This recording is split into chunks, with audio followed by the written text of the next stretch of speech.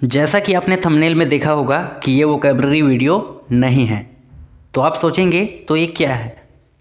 तो गाइस, मैं एक बात बता दूं कि इंग्लिश लर्निंग के जर्नी में जब आप इंग्लिश सीखते हैं तो इसे जानने में महीनों लग जाते हैं। जी हाँ, आज जो मैं बताने जा रहा हूँ उसे जानने में महीनों लग जाते हैं, जो कि हमेशा हमें लगता है कि ये तो ईजी है, ये तो ऐसे ही बन जाएगा, इसे हमें याद करने की ज़रूरत नहीं है या फिर इसे हमें ध्यान देने की ज़रूरत नहीं है। लेकिन अगर मैं पूछूं तो क्या आप बता सकते हैं कि एनीवन और एवरीवन अगर प्रेजेंट सिंपल हो तो डू लगता है या डस, या फिर कंटिन्यूअस हो तो इज लगेगा या आर। उसी तरह समथिंग और एवरीथिंग में हैज़ लगेगा या फिर हैव, या फिर डू लगता है या डस। लिटिल और मच में इज आर लगेगा या डू डस लगता है। मोर, नन, एनी में डू लगेगा, डस लगेगा, इज, आर, हैव, हैज़ या वाज वर। इन सभी में कौन कौन से लगते हैं अगर कंडीशन के अकॉर्डिंग।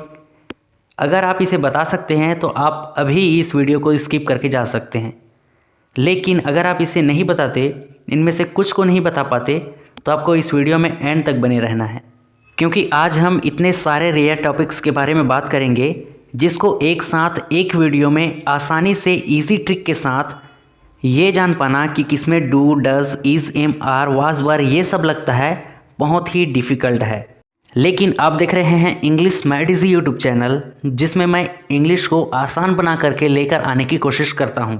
तो हमने पिछले वीडियो में देखा था कि first person, second person, third person ये सब क्या होते हैं, और सिंगुलर सब्जेक्ट और प्लूरल सब्जेक्ट ये क्या होते हैं। अगर आपको ये पता है तो ये वीडियो और आसान होगा आपके लिए। तो देखते हैं थर्ड पर्सन सिंगुलर। जब फर्स्ट पर्सन और सेकंड पर्सन मिलकर किसी थर्ड पर्सन मतलब किसी व्यक्ति, वस्तु या स्थान की बात करते हैं जो कि एक हो, तब वो कहलाता है थर्ड पर्सन सिंगुलर, चाहे वो लिविंग बीइंग मतलब सजीव हो या फिर नॉन लिविंग बीइंग निर्जीव हो। ये हमने पिछले वीडियो में सीखी थी। तो यहाँ पर देखिए, इतने में से इतने, somebody, someone, anybody, anyone, one, everyone, everybody, either, neither, another, everything, little, something, each, no one, nothing, anything और much, ये सारे थर्ड पर्सन सिंगुलर सब्जेक्ट कहलाते हैं। Third person singular subject. तो आपको अगर याद हो, थर्ड पर्सन सिंगुलर सब्जेक्ट के साथ कौन सा प्राइमरी हेल्पिंग वर्ब यूज़ करते हैं? डज, इज, हैज़ और वाज। मतलब जब भी इनमें से कोई एक आए तब इनमें से कोई एक सेंटेंस के अकॉर्डिंग यूज़ करना होता है। फॉर एग्जाम्पल, अगर हम इतने सारे थर्ड पर्सन सिंगुलर सब्जेक्ट के साथ इज़ हेल्पिंग वर्ब का यूज़ करें तो सेंटेंस कुछ इस तरह के बनेंगे, जिसमें कई तरह के सेंस होंगे। जैसे अगर somebody के साथ तो somebody इज़ देयर, someone के साथ तो someone इज़ देयर, anybody के साथ anybody is not there, anyone के साथ तो anyone इज़ नॉट देयर, इस तरह का। तो हमारा मेन मोटिव यह जानना था कि ये थर्ड पर्सन सिंगुलर में आते हैं या प्लूरल में। तो ये थर्ड पर्सन सिंगुलर में आते हैं और इसके साथ सेंटेंस के अकॉर्डिंग डज, इज़, हैज़ और वर्स का यूज़ किया जाता है। अभी आपको इसे अच्छे से समझना है और नोट डाउन नहीं करना है, ठीक है? क्योंकि मैं इस वीडियो में आपको एक चार्ट दूंगा जिसको सिंपली आपको स्क्रीनशॉट लेना है, जो कि इंग्लिश मैट इजी टीम के द्वारा बनाया गया है। और इस तरह के कई चार्ट जो कि इंग्लिश ग्रामर के कई इंपॉर्टेंट टॉपिक्स को सिर्फ एक पेज में कवर करे, इस तरह से कई चार्ट को एक पीडीएफ में बनाया गया है, जिस पीडीएफ ई बुक का लिंक मैं इस वीडियो के डिस्क्रिप्शन में दे दूंगा। आप जा करके चेकआउट कर सकते हैं इंग्लिश चार्ट के नाम से। फिलहाल आपको आज के इस टॉपिक को समझने के लिए इस वीडियो में दिए हुए सारे एग्जाम्पल्स को भी देखने हैं, जिससे आपको पता चले कि हाँ ये सही है या नहीं। अब इनके ही यूज़ वर्स के साथ कुछ इस तरह से बनते हैं, जैसे somebody was there, someone was there, anybody was not there, anyone was not there। यहाँ पर वन के साथ देखिए, she was the one who was there, she was the one who was there, वह वो थी जो वहाँ थी। इसी तरह everyone के साथ everyone was there, everybody के साथ everybody was there। either है तो either he और she was there, या तो वह वहाँ था या तो वह वहाँ थी। यहाँ पर किसी लड़के या लड़की की वहाँ होने की बात की गई है। इसी तरह नाइदर में neither you nor he was there, न तो तुम न तो वह वहाँ था। अब इनका यूज़ हैज़ के साथ कुछ इस तरह से होता है, जिसमें somebody has gone there, someone has gone there, anybody has not gone there या फिर anyone has not gone there।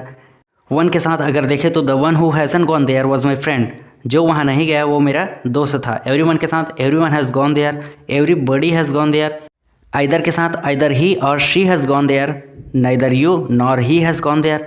इस तरह से हैज़ हेल्पिंग वर्ब का यूज़ इन सारे थर्ड पर्सन सिंगुलर सब्जेक्ट के साथ होता है, न कि हैव का। अब देखते हैं इनके साथ हेल्पिंग वर्ब डज का यूज़, जिसमें समबडी के साथ समबडी डज लाइक दिस, या फिर समवन के साथ समवन डज लाइक दिस। यहाँ पर someone does like this, does बीच में आया है मतलब जोर दिया है, ऐसा किसी पसंद करते हैं, ऐसा कोई पसंद करता है। इस तरह से जब आप जोर देते हैं, कोई कह रहा है ना ऐसा कोई पसंद नहीं करता, अरे पसंद करते हैं, पसंद करते हैं, इस तरह से आप जब जोर देते हैं तब बीच में डज या डू का यूज़ होता है सेंटेंस के अकॉर्डिंग। अब आप यहाँ पर देखिए anybody does not like this या फिर anyone does not like this. अगर आपने ध्यान दिया हो तो सभी के साथ मतलब इज़ है वाज के साथ नॉट लग करके आया है एनीबडी और एनीवन में, क्योंकि एनीबडी और एनीवन हमेशा नेगेटिव सेंटेंस बनाते हैं, नेगेटिव सेंटेंस में आते हैं। जैसे यहाँ पर भी है anybody does not like this या फिर anyone does not like this, कोई इसे पसंद नहीं करता या फिर कोई ऐसा पसंद नहीं करता। इस तरह से तो कहने का मतलब है कि हमेशा एनीबडी और एनीवन का यूज़ नेगेटिव सेंटेंस या फिर क्वेश्चन करने में मतलब इंटेरोगेटिव सेंटेंस में यूज़ किए जाते हैं। आगे देखते हैं वन का यूज़ डज के साथ। Arun is the one who does like the cake. Arun वो है जो केक पसंद करता है। Everyone does like the cake, everybody does like the cake, या फिर आइदर ही और she does like the cake. Neither है तो neither he nor she does like the cake. तो इस तरह से हम इन सभी थर्ड पर्सन सिंगुलर के साथ इन सभी third person singular helping verb का यूज़ हमने जाना। अब देखते हैं बाकी के बचे हुए third person singular subject another, everything, little, something, each, no one, nothing, anything और मच के साथ third person singular helping verb does, is, has और वॉज का यूज़। पहले देखते हैं इस का यूज़ इन सभी के साथ कुछ इस तरह से होता है, जैसे अनदर के साथ अनदर इज़ देयर, एवरीथिंग के साथ एवरीथिंग इज़ देयर, लिटिल के साथ है तो लिटिल इज़ देयर, समथिंग है तो समथिंग इज़ देयर, ईच है तो each is there, no one is there, nothing is there, anything is not there और मच है तो मच इज़ देयर। यहाँ पर भी एक वर्ड आया है एनीथिंग, जो कि हमेशा नेगेटिव सेंटेंस नॉट के साथ या फिर तो क्वेश्चन करने के लिए मतलब इंटरोगेटिव सेंटेंस में यूज़ किया जाता है। अब देखते हैं इनका यूज़ वाज के साथ। Another was there, everything was there, little was there, something was there, each was there, no one was there, nothing was there. अब एनीथिंग के साथ तो एनीथिंग नेगेटिव में बनता है तो एनीथिंग वाज नॉट देयर और मच के साथ मच वाज देयर। अब देखते हैं इनका यूज़ हैज़ के साथ, तो बनेगा another has gone there, everything has gone there, little has gone there, something has gone there, each has gone there, no one has gone there, nothing has gone there और anything has not gone there और much has gone there. इस video में जिस topic की हम बात कर रहे हैं वो तो इस वीडियो में 100% क्लियर हो ही जाएंगे, लेकिन इस ही वीडियो में कई ऐसे टॉपिक हैं जो कि मैं चाहते हुए भी नहीं बता सकता, जो कि इसी वीडियो में है और उसे पॉइंट आउट करने हैं, लेकिन मैं इसे कर नहीं सकता क्योंकि इस वीडियो से कंसंट्रेशन हट जाएगा और वो समझ में नहीं आएगा, जो कि बहुत ही इंपॉर्टेंट टॉपिक होते हुए भी मुझे नहीं बताना पड़ रहा है। लेकिन अगर आप चाहते हैं कि वे कौन कौन से टॉपिक्स हैं जो कि इस वीडियो में छूट रहे हैं और जो कि बहुत ही इम्पॉर्टेंट है, तो इसके लिए आपको मुझे कमेंट करना होगा, जिसके लिए मैं इस वीडियो का पार्ट 2 लेकर आऊँगा, जिसमें मैं वे सारी बातें बताऊँगा जो इस वीडियो में इम्पॉर्टेंट है और साथ ही इसके वोकैबुलरी भी बताऊँगा। तो इस वीडियो के कमेंट में आपको पार्ट 2 लिखने हैं, ठीक है।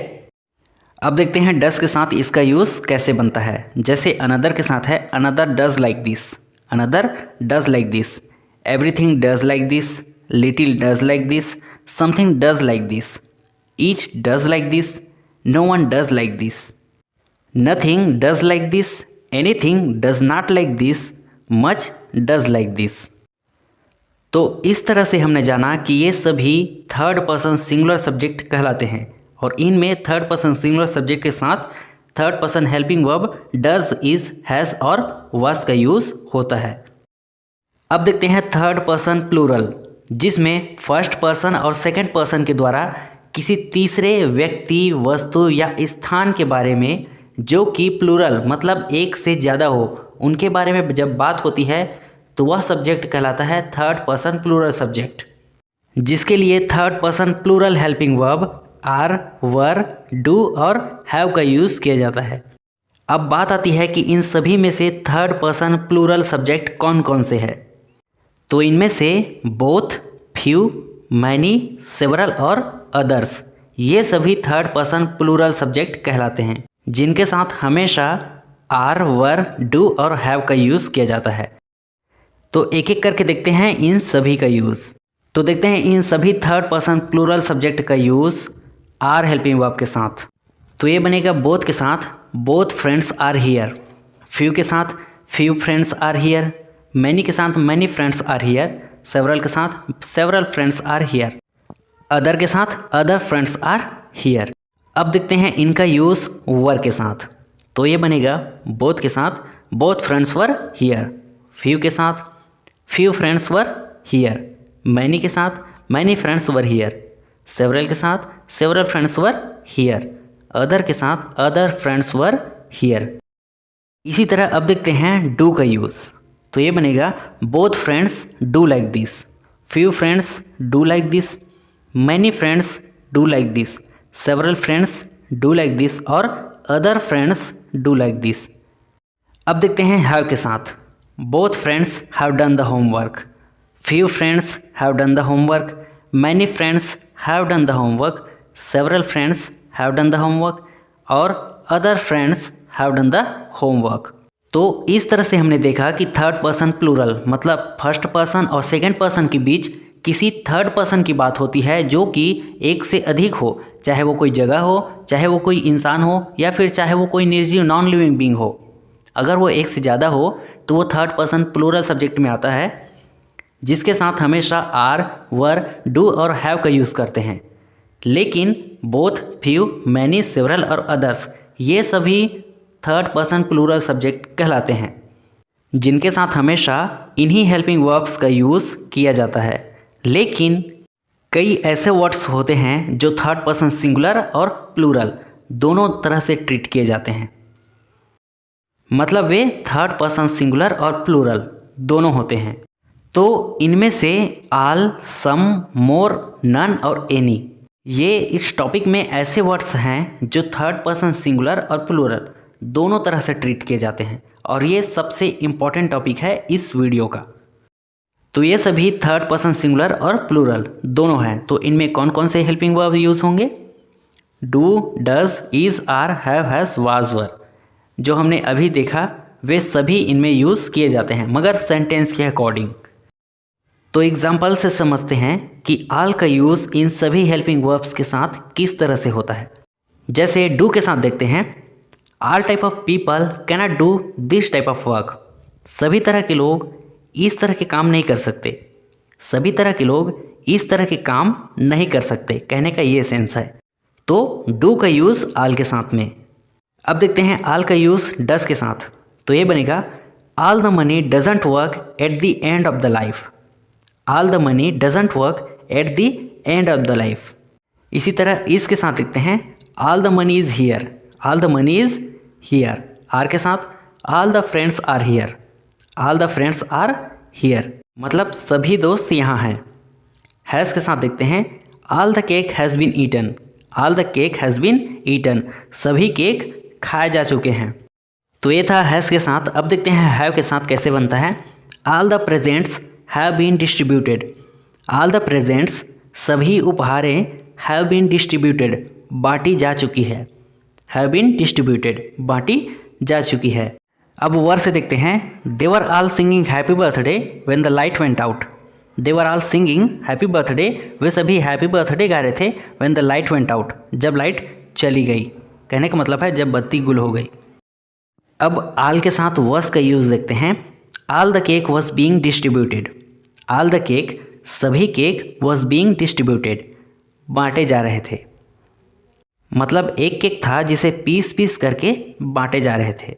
तो इस तरह से आप देख सकते हैं कि ऑल का यूज़ डू डज के साथ, इज़ और आर के साथ, हैव और हैज़ के साथ और वर और वाज के साथ दोनों के साथ आ जाता है। तो इसलिए ऑल, सम, मोर, नन और एनी को थर्ड पर्सन सिंगुलर और प्लूरल दोनों कहते हैं, क्योंकि इन सभी में भी इन सभी हेल्पिंग वर्ब्स का यूज़ किया जा सकता है सेंटेंस के अकॉर्डिंग।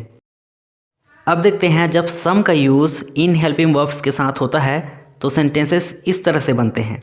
जैसे some of the people cannot do this type of work, some of the people cannot do का use, this type of work. Does के साथ देखते हैं she doesn't want some more pasta, she doesn't want some more pasta. Is के साथ some money is here, some money is here. Are के साथ some friends are here, some friends are here. इसी तरह हैज़ के साथ सम cake has been eaten, some cake has been eaten. Have के साथ some presents have been distributed, some presents have been distributed. अब देखते हैं सम का यूज़ वर के साथ। Some people were singing happy birthday when the light went out, some people were singing happy birthday when the light went out. Was हो तो some of the cake was being distributed, some of the cake was being distributed. तो ये था सम के साथ। अब देखते हैं इनके साथ मोर का use. More people cannot do this type of work, more people cannot do this type of work. Does के साथ she does not want to more chapatis, she doesn't want to more chapatis. More money is here, more money is here. Are के साथ more friends are here, more friends are here. Has हो तो more cake has been eaten, more cake has been eaten. Have के साथ more presents have been distributed, more presents have been distributed. Word से देखते हैं more people were singing happy birthday when the light went out, more people were singing happy birthday when the light went out. Words के साथ more cake was being distributed, more cake was being distributed. अब देखते हैं none का use. Do के साथ none of them cannot do this type of work, none of them cannot do this type of work. Does के साथ he doesn't play none of these games, he doesn't play none of these games. Is के साथ she ate it all and none is left, she ate it all and none is left. Are के साथ none of them are my friends, none of them are my friends. Has के साथ Naman has eaten all the sweets and none is left now, Aman has eaten all the sweets and none is left now. Have के साथ none of them haven't left yet, none of them haven't मतलब have not left yet, अभी तक नहीं गए हैं। Were हो तो none of them were playing cricket they were watching only, none of them were playing cricket they were watching only. उनमें से कोई भी क्रिकेट नहीं खेल रहे थे, सिर्फ वो लोग देख रहे थे, ऐसा है कहने का मतलब। अब वॉज है तो he had eaten it all and none was left now, he had eaten it all and none was left now मतलब वह सब कुछ खा चुका था, अब कुछ नहीं बचा था। तो ये था नन का यूज़। अब देखते हैं एनी का यूज़। डू से देखते हैं any of them cannot do this type of work, any of them cannot do this type of work कहने का मतलब है उनमें से कोई इस तरह के काम नहीं कर सकते। डज के साथ देखते हैं Rahi doesn't do any homework, Rahi doesn't do any homework, Rahi कोई होमवर्क नहीं करती। इसके साथ देखते हैं any book is not here, any book is not here, कोई भी बुक यहाँ नहीं है।